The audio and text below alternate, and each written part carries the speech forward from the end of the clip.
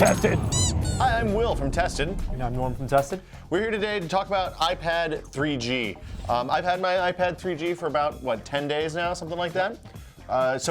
It's close enough to the original iPad that we're probably not going to do a full kind of 5,000 word review, but we do want to talk about what's different between the 3G and the Wi-Fi. So Norm has his Wi-Fi. I don't have a 3G yet, and Right. I'm okay with the Wi-Fi. I want to know what's new.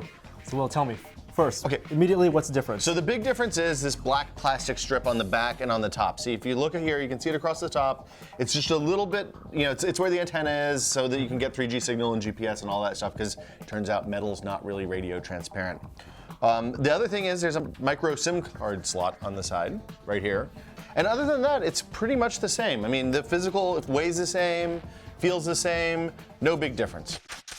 Turning it on. Interface exactly the same. It looks exactly the same. I mean, it's the same background, same wallpapers, same icon arrangement, same number of icons on the page. Everything is exactly the same. The only difference is that in settings, you have a couple of different options that show up there. One of them is cellular data, and that's where you sign up for the service. And I mean, you can see it right here. Sign up for the service, you can turn cellular data on and off, just like you can Wi-Fi or Bluetooth or any of the other stuff. And so that way, if you don't want to use cellular data, if you're at home, then you can turn it off. It doesn't impact your battery life, and it works essentially just like a a Wi-Fi iPad.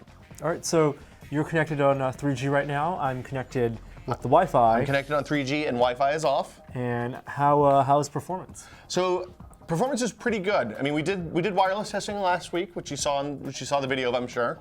And I mean, the performance was as good as an integrated EVDO/3G download, cellular download card can be. So not as fast as Wi-Fi. Well, it depends on your broadband. I mean, we were seeing 2 megabit transfer speeds in some places, although it had much higher latency than a typical kind of wired broadband connection. And compared to something like the iPhone 3G or 3GS. A little bit faster than the iPhone 3GS, which I think is probably due to CPU speed more than anything else.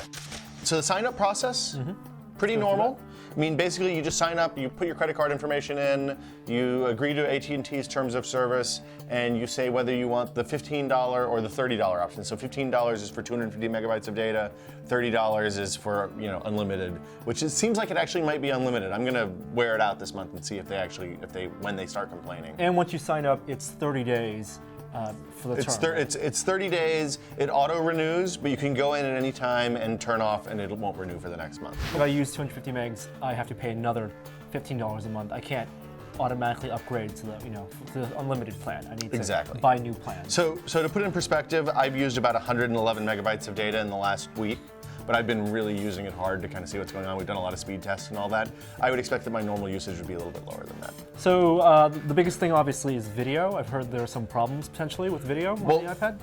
So in the beginning, some of the early iPad apps didn't actually work with video right. So things like the ABC app and Netflix app and all that had problems. They've fixed those since now, and they've released updated versions. So you can watch Netflix. The quality was surprisingly good. It's a little bit slow getting through the interface, but it's not quite as good as Wi-Fi in my experience, but it's okay. So let's queue up something that's high def maybe, I don't know, Clockwork Orange. Pretty impressive. And the same case with YouTube and ABC Video. Well, it's interesting you say that. ABC looks really good. YouTube, not so much. YouTube is kind of low res and crappy looking, even when you're watching what's a high def video on the PC, or what's a better video when you're on Wi-Fi. So that was kind of a bummer. Although, given the choice, I'd rather have ABC and Netflix working well than YouTube, because I mean, who really cares about YouTube? Right. So are there any other apps that use a lot of data that can that 3G works or doesn't work for? Okay, so the interesting thing is I tried to run Skype, which is an iPhone app, but it still works on the iPad, and it's little, right?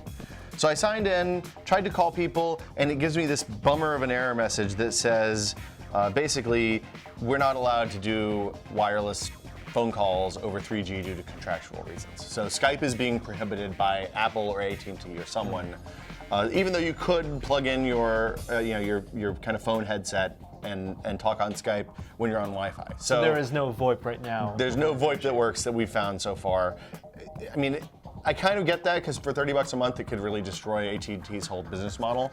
But also, I also don't care, because I'm paying for unlimited data, and this is a limit on data that I'm not really comfortable with. On the other hand, on the iPhone 3GS, It doesn't work either. It doesn't work either. I don't believe so. All right, so when you're in 3G versus Wi-Fi, what's the battery life like? The big difference is it seems like about half. If you're really using 3G, I was out at a coffee shop the other day, doing a little bit of work, playing with the iPad. It seems like it was running down about half the speed. I haven't done any formal testing yet, but that seems pretty realistic to me. And it's pretty standard AT&T coverage, so if your iPhone works, it's going to work. Interestingly, you have the bars like you do on a normal iPhone or whatever. I've tested in a couple places that there's patently no coverage, like the basement of the Union Square garage. Still showed 4 bars of signal there, which very strange. A little bit weird. So, but it's also an unlocked SIM card. It is an unlocked SIM card, so you can pop out and put a T-Mobile one in or whatever, if you can get the mini SIM micro SIM that they're using. Yeah, so a little smaller than the normal one. Big differences between iPad 3G and regular iPad Wi-Fi are battery life is definitely down when you're using cellular. You can't stream YouTube as well, but everything else more or less works. It takes a little bit longer to buffer. Even AirVideo works, so I was pleasantly surprised by that. Skype still doesn't work. And it's $30 a month. And it's $30 a month for unlimited. Plus, the iPad costs $130 $130 more than the comparable same size model. So, for Tested, I'm Will Smith. All right, and I'm Norm. Thanks for watching.